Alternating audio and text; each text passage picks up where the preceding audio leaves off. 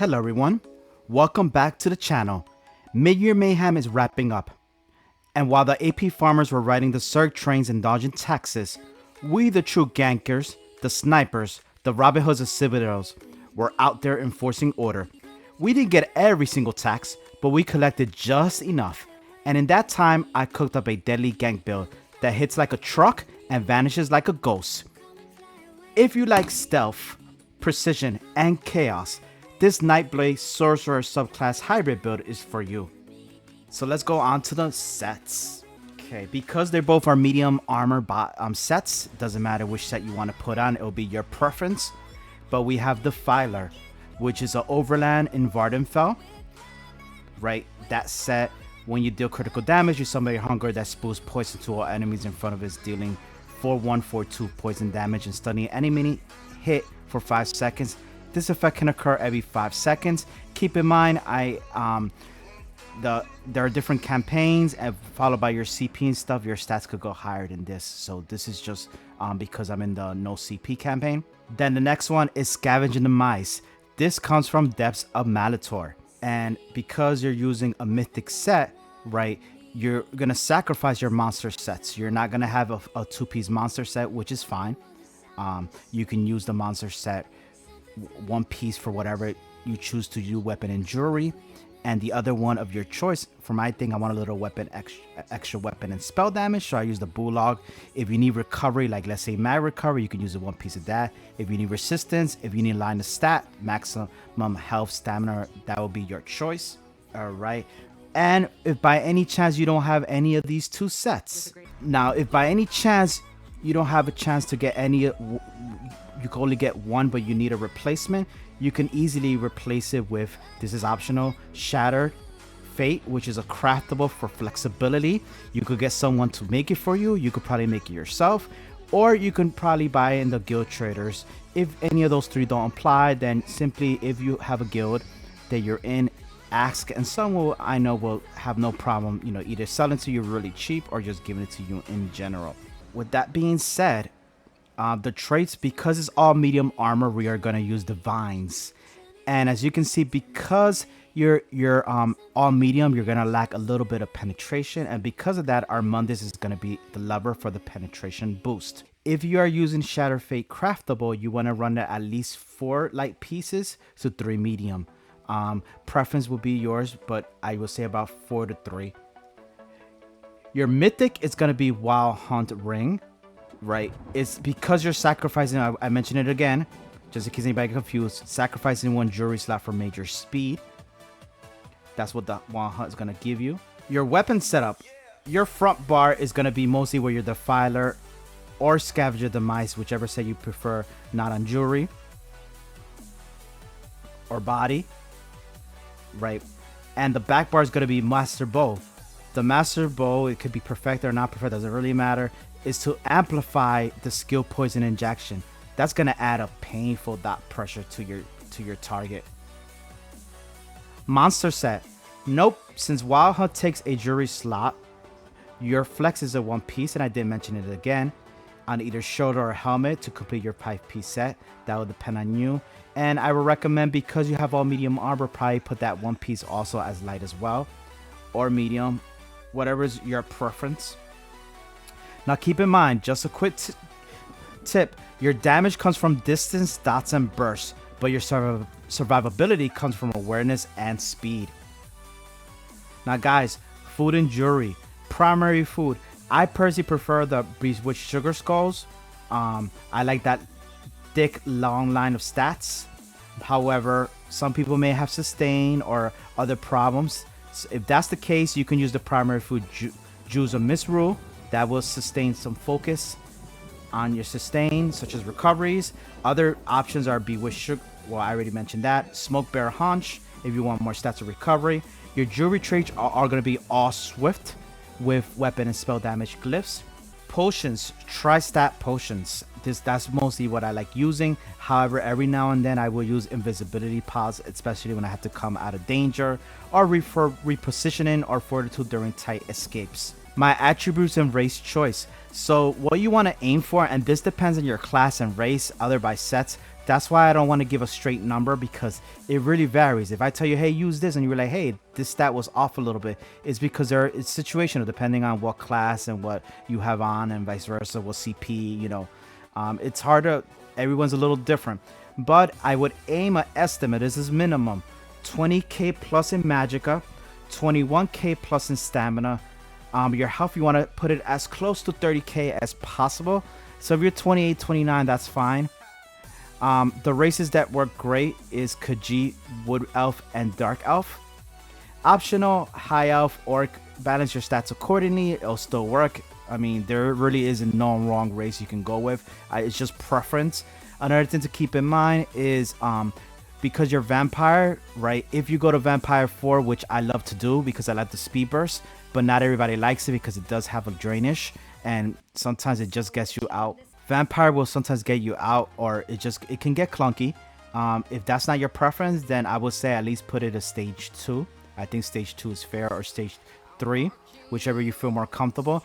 Definitely have the Vampire buff, but I would say you really only need it for stage 2. Stage 3 and stage 4 is more optional.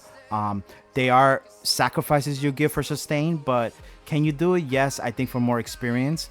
But if you want to try it, if not, then at least minimum 2 for that weapon and spell damage when you come out of invincibility. Now let's go straight to our skills. All right, so on the front bar, you're gonna use invisibility, which is Shadowy Disguise. Now keep in mind, I have it on both bars. You don't have to do it in your bars. I know people who only have it on the primary and keep it out away from the back. I like to use it on both just for safety net in case I get stunned, but that will be your preference choice, right?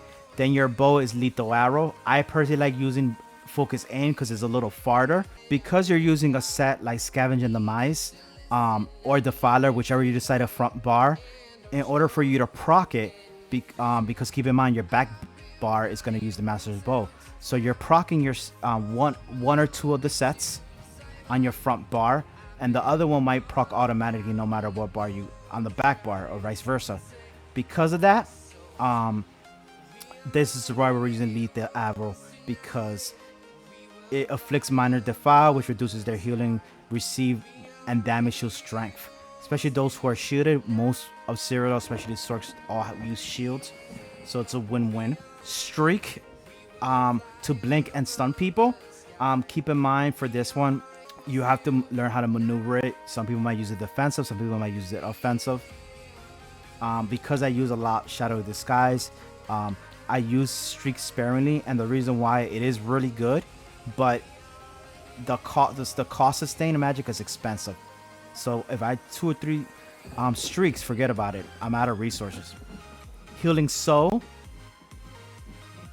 This is the one, heals you and your ally, restore magic of 400 and stamina, and grants it to like your endurance. You're gonna need as much sustain as possible. I like this. Some people can also do the one that does the Defiler as well. And Endless Fury. That is your executioner. When someone's below 20%, you pop that and it kills them from long distance. That's what I like from it. 41 meters away. So good. And then, of course, you're going to end it with Toxic Barrage. So you really don't use your finisher too much. You want to first go with Toxic Barrage if you have it, then go for the finisher. Or vice versa, depending how low the health is. Alright, on your back bar, Shadowy Disguise, Concealed Weapon. So keep in mind, your back bar is your buff and defensive bar. That is the beauty of having a 2 bar.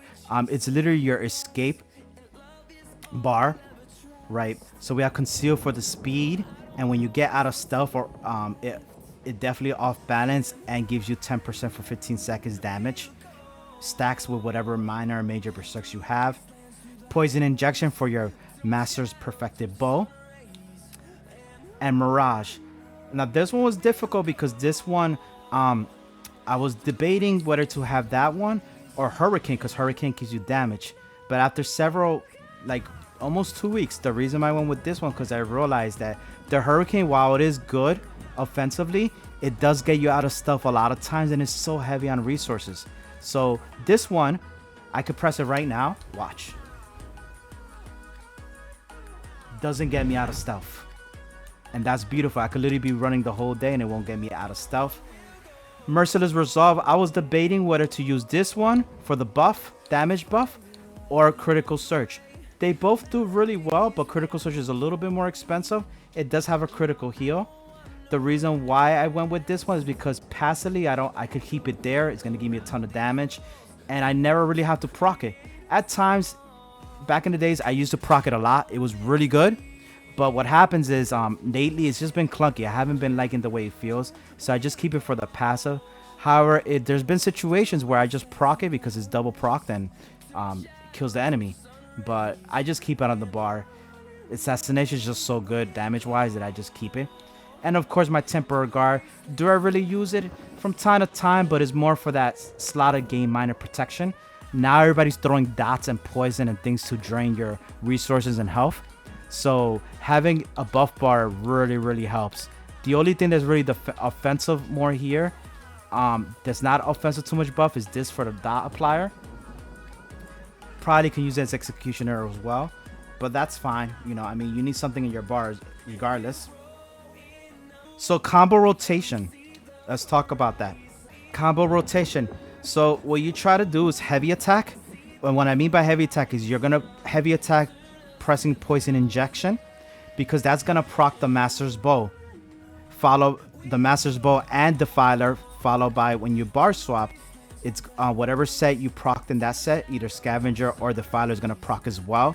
So that's brutal damage right there. A lot of dots applied, right? When you bar swap, right, you're gonna use focus aim or the morph, which the other one is the Defiler morph, right? And if you have your OT, always try to get an OT from ads, because that's going to be your safety net. Sometimes you get yourself out of stuff where people are going to realize you're shooting a whole bunch of bow and arrows and they're probably going to try to kill you.